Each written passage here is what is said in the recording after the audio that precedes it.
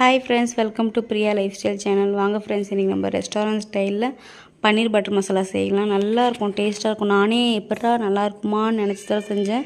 அவ்வளோ டேஸ்ட்டாக இருந்துச்சு. நீங்களும் ட்ரை பண்ணி பாருங்கள். பன்னீரை வந்து ஃபஸ்ட்டு க்யூபாக கட் பண்ணி வச்சுருங்க. ஒரு பேனில் வந்து பட்டர் விட்டுக்கோங்க. பட்டர் விட்ட பிறகு பன்னீரை கட் பண்ணி வச்சுருக்கலாம். அந்த பன்னீரையும் போட்டுட்டு நல்லா ஒரு 2 to 3 மினிட்ஸ் போதும். நல்லா வறுத்து விட்டுருங்க. நல்லா வறுக்கிறப்பயே நம்மளுக்கு அது நல்லா ஒரு சாஃப்ட்டு ஸ்ட்ரக்சர் வந்துடும். அதுக்கு நல்லா வதக்கி விட்டுங்க. வதக்கி விட்ட பிறகு அது தனியாக எடுத்து வச்சுருங்க. எடுத்து வச்ச பிறகு நம்ம இப்போ வந்து ஒரு பேஸ்ட் அரைக்க போகிறோம். அந்த பேஸ்ட்டுக்கு என்னென்ன வேணும்னு பார்த்தீங்கன்னா, பேனில் எண்ணெய் விட்டுக்கோங்க. பெருஞ்சீரகம் போடுங்க. பெருஞ்சீரகம் போட்ட உடனே 3 காஞ்ச மிளகாய் போட்டிருக்கேன். 5லேருந்து 10 முந்திரி போட்டிருக்கேன். 2 வெங்காயம், 3 தக்காளி போட்டிருக்கேன். 2 வெங்காயம் ஏன் போட்டிருக்கேன்னா, நம்மளுக்கு மறுபடியும் கிரேவி செய்கிறப்போ நம்மளுக்கு மறுபடியும் ஒரு வெங்காயம் போடுவோம், அதனால் போட்டிருக்கேன்.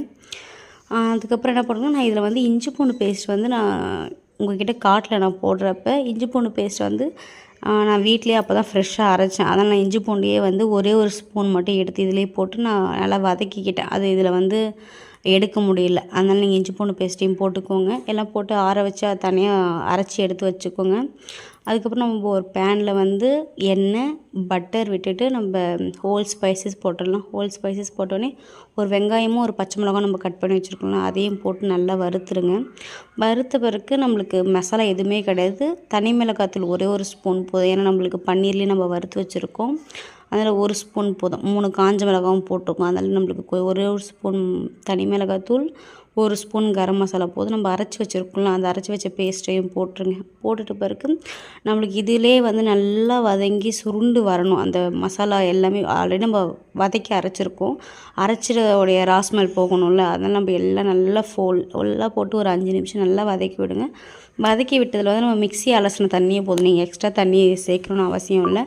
அந்த தண்ணியை நல்லா சேர்த்துக்கோங்க. சேர்த்துட்ட பிறகு நம்மளுக்கு ஒரு 5 நிமிஷம் கழித்து நல்லா சுருண்டு வந்த பிறகு வறுத்து வச்சுருக்க பன்னீரையும் போடுங்க. போட்ட பிறகு ஒரு 5 நிமிஷம் மூடுங்க. மூடி விட்டுட்ட பிறகு நம்மளுக்கு எல்லாம் என்ன இது நம்ம ஒரு 1/2 அன் ஹவருக்குள்ளே பண்ணிடலாம். ஏன்னா ஒரு 5 நிமிஷம் கொஞ்சம் பார்த்து பண்ணுற மாதிரி இருக்கும்.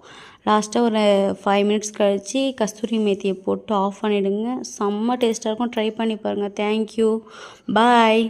வாங்க சாப்பிட்லாம்.